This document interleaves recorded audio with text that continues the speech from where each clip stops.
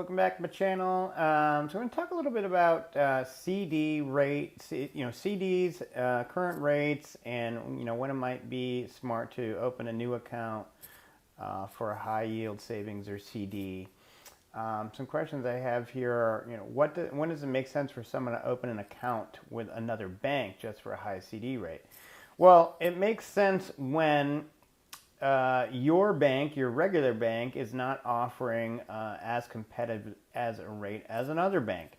And sometimes other banks offer bonuses for you to bring some money over there. So for example, I bank at Bank of America, but I got an offer from Capital One to open up a savings account. And if I put a certain amount of money in there for a certain period of time, not only did I get the interest rate at the time, which was higher than what Bank of America was offering, I got a bonus interest as well.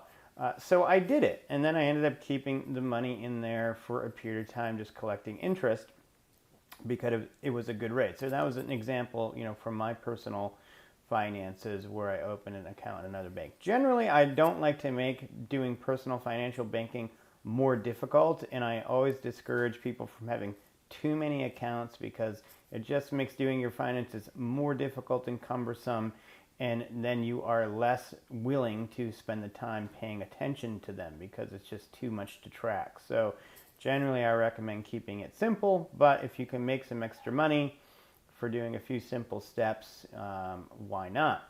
Another question is, how long are CD rates expected to remain high? What are some developments that consumers should pay attention to? Well, CD rates are connected to the Fed's funds rate. I mean, they're essentially savings account where you make a commitment to keep the money in the account to the bank. That's obviously beneficial for the bank to have knowledge of how many funds they're going to have, how much funds they're going to have for how long, so they commit to you an interest rate at the time. But your money does get tied up anywhere from 3 to 6 to 12 to 24 months.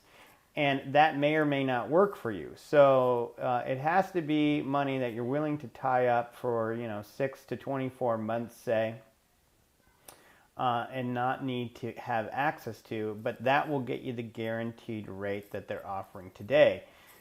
CD rates are connected to the Fed's funds rate. So as the Fed fund rate goes down, you will see available high yield savings and CD rates go down.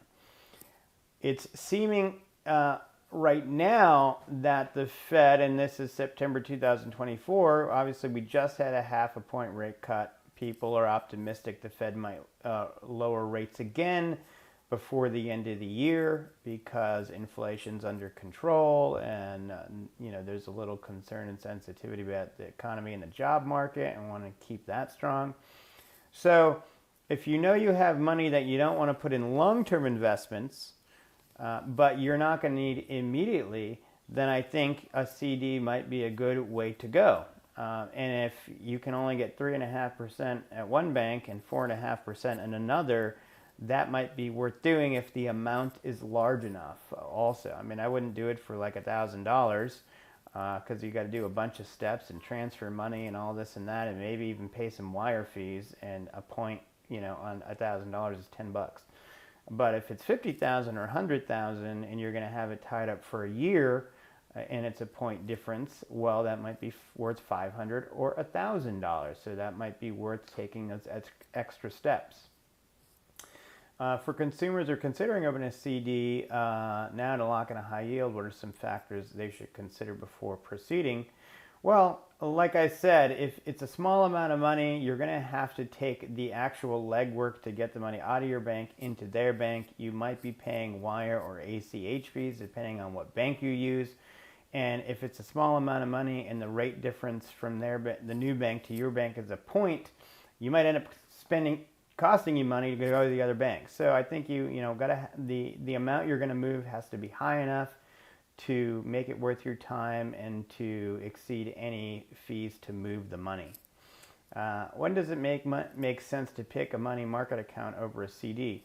Well, a money market account generally, I think, falls in the category of a general savings account. Some savings account put money in money markets to get the return for the savings account.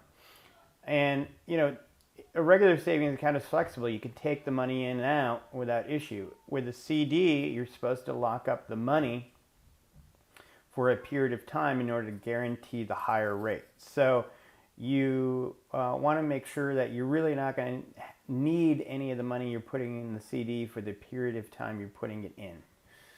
And then finally, what type of investment should someone consider as an alternative to a savings CD account, and why? Well, if your money is long-term invested money and you need it to grow more significantly, and that's going to be dependent on your age and where you are in your journey to retirement,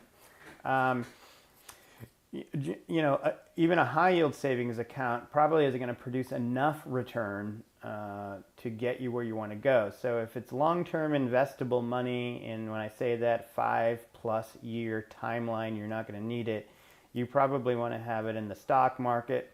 You could also, instead of CDs though, you could do something like treasuries, because treasuries not only get the yield, but if interest rates continue to come down, the value of your treasury, the par value, will go up, and you could trade it for a significantly higher return than just the rate you're getting. So treasuries, which are 20-year plus government bonds, essentially, can be traded in the secondary market and possibly produce a greater return while retaining the minimum rate guarantee if you stay in it for the majority of the loan. So, but that's an investment class, asset class. Stocks are an investment asset class. Real estate's an investment asset class. And generally, you're going to be in, some mix of real estate, stocks, and fixed income, and AKA bonds in your portfolio. So, CDs are generally more for short-term money, or money you just want no risk on whatsoever, but you want a reasonable return on it while you sit on it, and that's what I would use. The profile of the money I would put in CDs. Hope that was helpful. I will talk to you in the next one. Bye.